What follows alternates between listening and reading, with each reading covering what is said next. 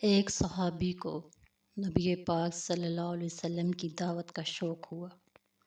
اس نے اپنی بیوی سے کہا کہ میں نبی پاک صلی اللہ علیہ وسلم کو گھر دعوت دینا چاہتا ہوں، یہ ہمارے لیے بڑی سعادت ہے۔ بیوی نے کہا ضرور دعوت دیں۔ صحابی نے چھری اٹھائی اور ایک بھیڑ ذبح کی۔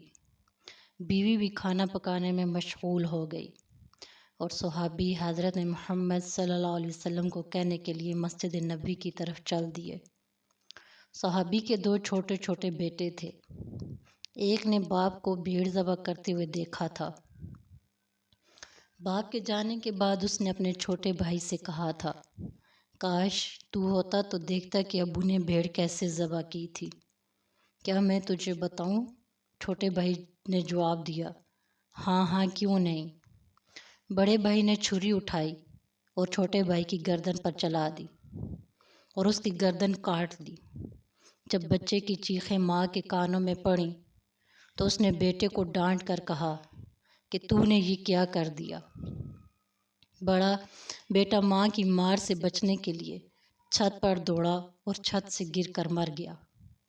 جب ماں نے دونوں بچوں کی لاشیں دیکھیں تو منہ پیٹ کر رہ گئی، مگر اس نے اتنے بڑے صدمے کے باوجود حضرت محمد صلی اللہ علیہ وسلم کا کھانا پکانے میں کوئی کوتاہی نہ کی۔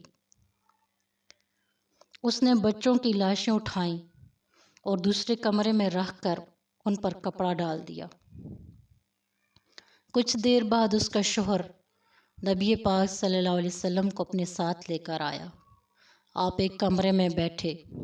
بیوی نے شوہر کو بلا کر سارا ماجرا سنایا اور اسے کہا کہ دل پر قابو رکھنا اور نبی پاک صلی اللہ علیہ وسلم کی دعوت میں کوئی خلل نہ ہو۔ صحابی نے حضرت محمد کی خدمت میں کھانا پیش کیا۔